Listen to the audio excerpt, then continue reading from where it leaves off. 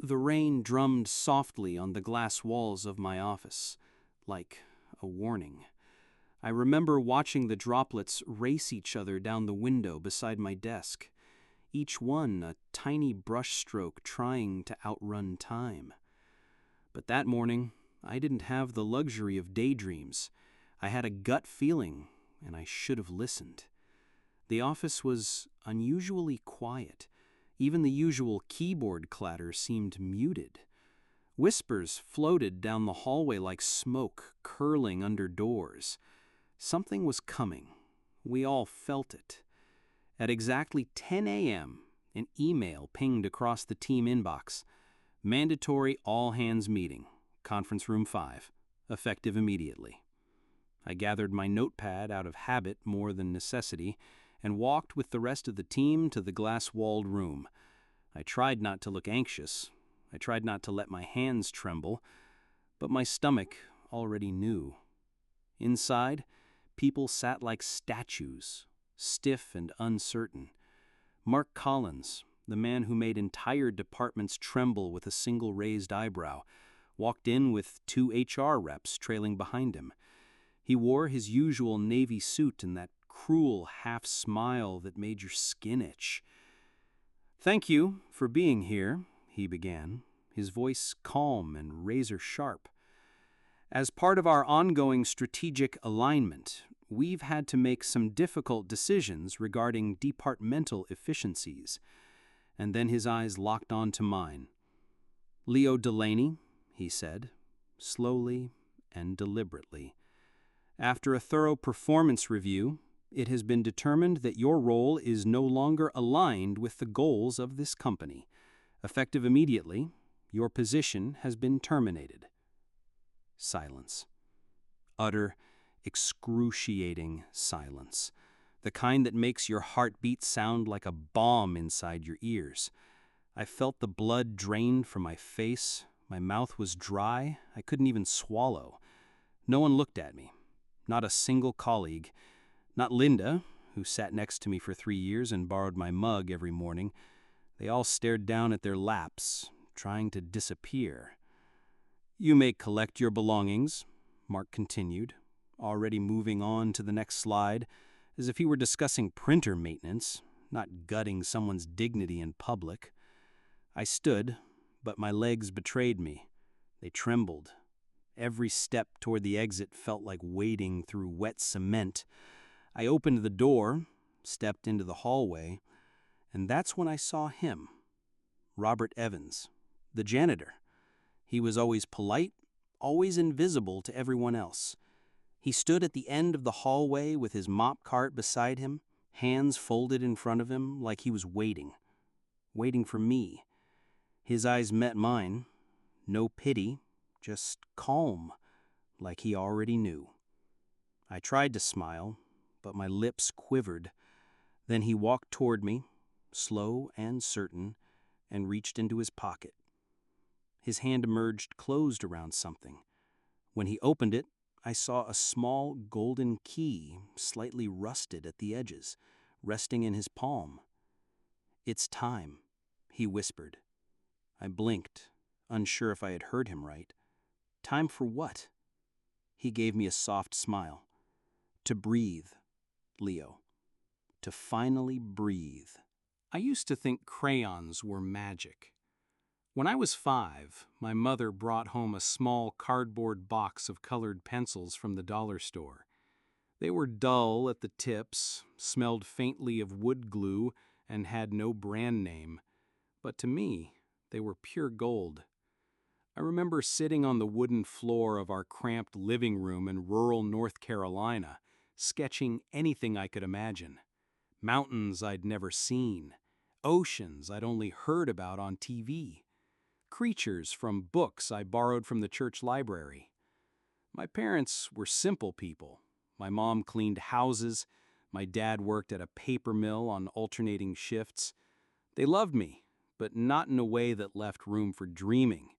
They loved me like people who were tired, worried about bills, and terrified of risks.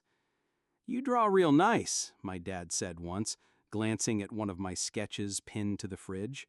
But art don't feed the stomach, Leo.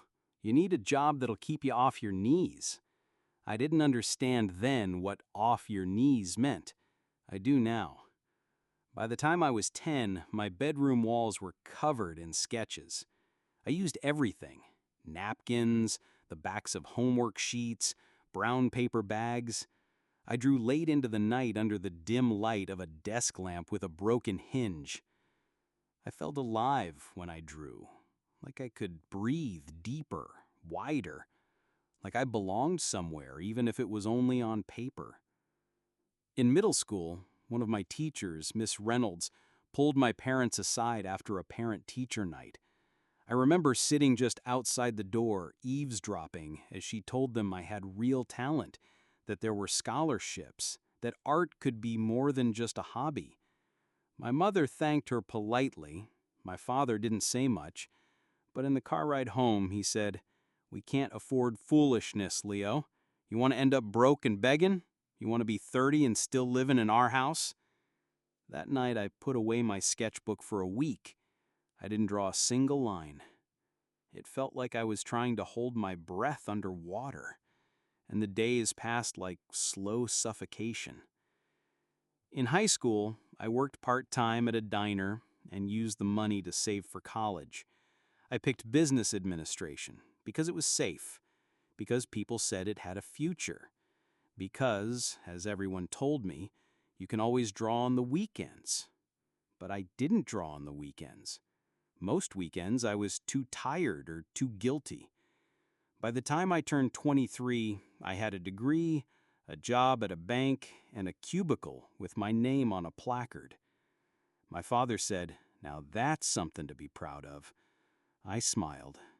But inside, something small and bright flickered one last time before it dimmed.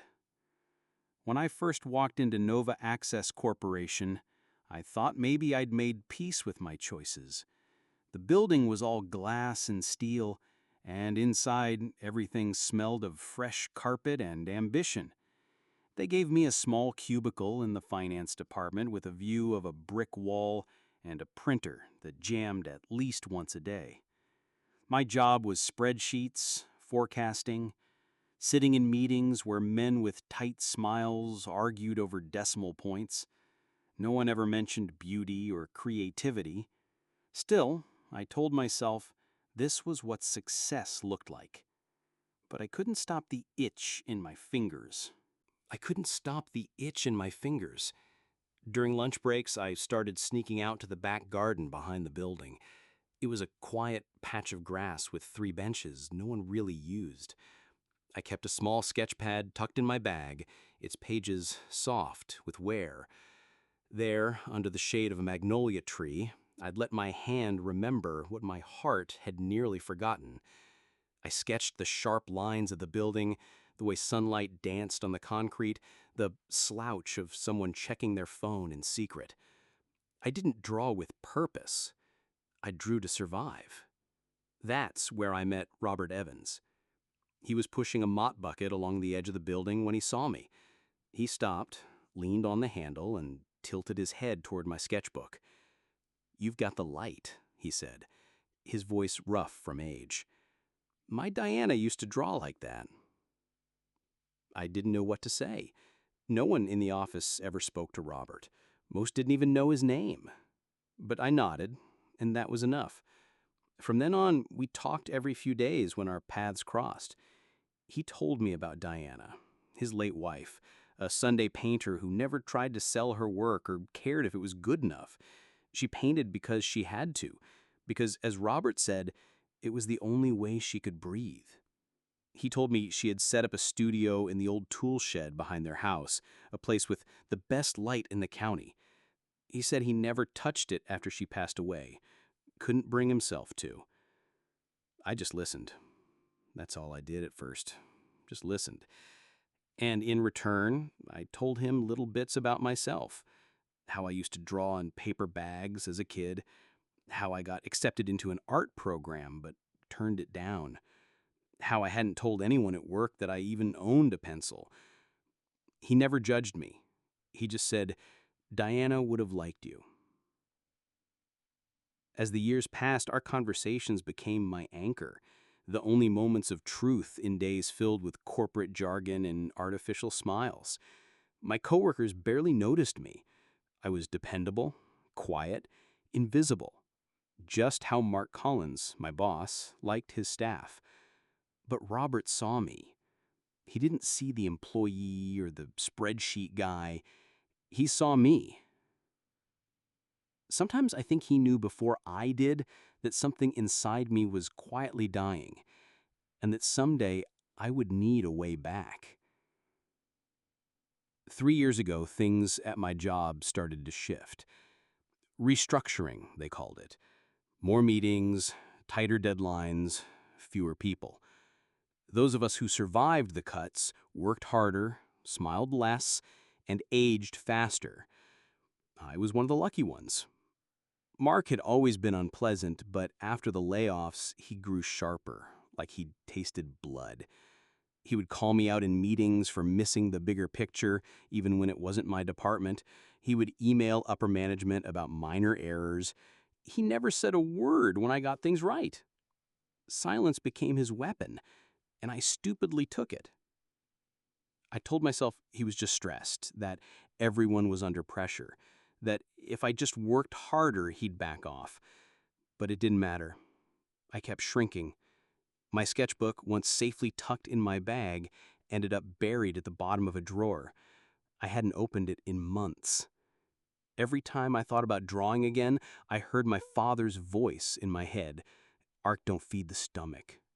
I don't remember much of the walk back to my desk, just the cold hum of fluorescent lights and the click of my heels echoing louder than they should have. My name still hung in the air like a bruise. Leo Delaney, terminated, effective immediately. It felt like I was a spreadsheet that had been reviewed, deemed irrelevant, and deleted. A cardboard box was already waiting for me on the edge of my desk, HR efficiency at its finest. Someone had even started packing for me. My framed photo of Mom, a ceramic mug that said, "Introverts unite separately," the little plant I'd nursed through 4 winters, and my sketchbook, dusty, untouched, still closed. I stood there for a long moment, just staring at the items of a life I no longer belonged to. Around me, people went back to typing like nothing had happened. No one made eye contact. No one said goodbye. That was the part that hurt most. Not the job, not Mark's smug voice, but the silence. The way 30 people could pretend you'd never existed. I placed the last few items in the box, lifted it into my arms, and made my way down the main hallway one last time. Each step felt heavier than the one before. I didn't know where I was going. Home, maybe? Or to the car? Or into some abyss where all the invisible people go? And then I saw him. Robert stood just beyond the hallway bend next to his mop cart, watching me. He didn't speak right away. He didn't ask what had happened. He already knew. He walked toward me slowly, gently took the box from my hands, and set it on a bench by the wall. Then, with a steady hand, he reached into the front pocket of his gray uniform and pulled out a small, old, golden key. It was slightly rusted at the edges, the kind you'd find in an attic or a storybook. He held it out in his palm like it was something sacred. "It's time," he said softly. I blinked, confused. Time for what? Robert's eyes met mine. There was no pity in them, no sadness, only calm and something else. Something like conviction. He said, "To breathe. Diana always told me breathing isn't just about lungs, it's about the soul. That studio has been waiting for you, Leo. Way too long." My throat tightened. Studio? He nodded and handed me a folded piece of paper with an address written in careful, blocky handwriting. 17 Sycamore Lane. I looked down at the key, then back at him. I I don't understand. You don't need to. Not yet. I stood there, frozen. The key was warm in my hand, like it had been waiting for my palm all this time. No one had ever handed me anything like this before. Not a key, not trust, not belief. Robert smiled, a soft, weathered smile. It's yours now. Diana would have wanted it that way. He didn't wait for a thank you. He didn't make a speech. He just turned and pushed his cart down the hallway, disappearing like always. Quiet, constant, kind. And I stood there, clutching a key to a place I'd never been, but somehow already felt like home. That night, I didn't sleep. I sat on the edge of my bed with the key still in my hand, its worn metal pressing gently into my skin. Severance pay, unemployment forms, rent, the practical side of my brain screamed. Focus on survival. But the rest of me, the part I thought had gone silent long ago, whispered something softer. Go. Around midnight, I got in my car and drove. The streets were empty, rain still trailing down the windshield in slow, lazy lines. Street lamps passed like ghosts.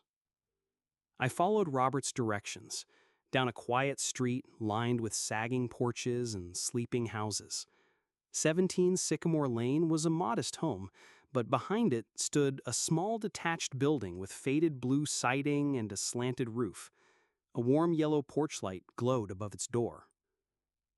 I stepped out of the car and approached slowly, the key clutched tight in my fist. The lock was stubborn, but after I jiggled it twice, it gave way with a soft click. The door creaked open and I stepped inside. The air smelled of old paint, cedar, and time. It was a single room, maybe the size of a small classroom, but it felt vast. Wooden shelves lined the walls, cluttered with jars of dried brushes, tubes of half-used paint, and sketchbooks stacked like diaries. A canvas stood in the center of the room, covered by a sheet. I didn't touch it. Instead, I let my fingers brush along the worn work table, over a set of dusty charcoal pencils, a folded apron, a cracked ceramic mug with paint still clinging to the rim. This place wasn't just a room. It was a life paused mid-breath. On the table, tucked beneath a jar of buttons, I found an envelope with my name written in careful, slanted script. Inside was a letter from Robert. Leo, Diana always believed the studio had a soul. She said the walls soaked up every brushstroke, every sigh, and gave it back tenfold. When she passed, I couldn't bear to enter it. But when I saw you sketching behind the building that day, I knew you've got the same light in your eyes. This space, it's yours now. Not charity. You are an artist, even if the world tried to convince you otherwise.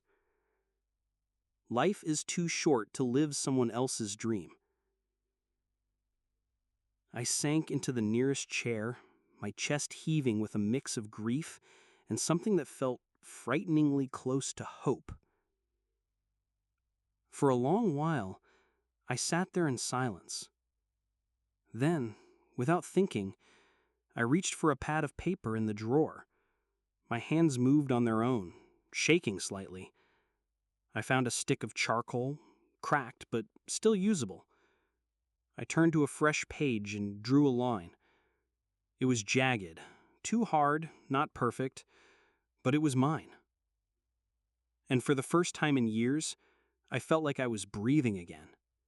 It started with one line, then another, and another. Every morning I returned to Diana's studio like it was church. I didn't plan what I drew, I just let my hands remember. At first, it felt like exhaling after holding my breath for years. I drew what I saw. Cracked teacups, flowers from the garden, the gentle slope of Robert's back as he watered the tomatoes. I filled page after page, sometimes with fury, sometimes with nonsense.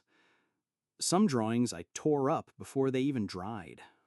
Others I kept, taping them to the wall like little affirmations. You are still here. You still matter. Robert would stop by now and then, sometimes with a sandwich, sometimes with nothing at all but his quiet presence. "You've got more color in your cheeks," he said once, handing me a cup of peppermint tea. I smiled. "I think it's charcoal dust." He smiled back. "No, it's something else." I wasn't earning anything yet. The severance package from my old job was enough to carry me for a while, and I dipped into what I'd saved over the years, money I thought I'd use for some rainy day that had apparently arrived. Still, there was fear. Always fear. But every time doubt crept in, I'd touch Diana's old smock that hung from a hook. It reminded me that someone had lived here before me, and she had dared. The first time I sold a piece, it was almost an accident. Robert's niece came by one afternoon with her newborn. I was sketching the baby's profile just for practice. She looked at it and asked if she could buy it. "It's just a sketch," I said, embarrassed. "It's him," she said. "That's enough." She paid me $50. I cried after she left, not because of the money, but because someone looked at something I made and saw value. Word spread slowly but surely. I posted a few things online, created a simple website, orders trickled in. Pet portraits, nursery art, illustrations for someone's poetry book. I began saying yes to things I would have once laughed at. Within 6 months, I had a small list of returning clients. I was making enough to cover rent. And yes, I insisted on paying Robert, even though he grumbled every time I handed him the envelope. I was learning to live by brushstroke, by color, by gut. 2 years passed and the studio became my world. The name Leo Delaney started appearing in local newsletters and gallery corners. Charming local artist known for evocative line work and emotion-driven portraits. I laughed the first time I read that. Me, the quiet guy in the cubicle? Robert still came by, though less frequently. His knees were bothering him. But when he did, he walked around the studio like a man visiting a chapel. One morning, as I was rearranging some supplies, I found a photograph tucked in an old drawer.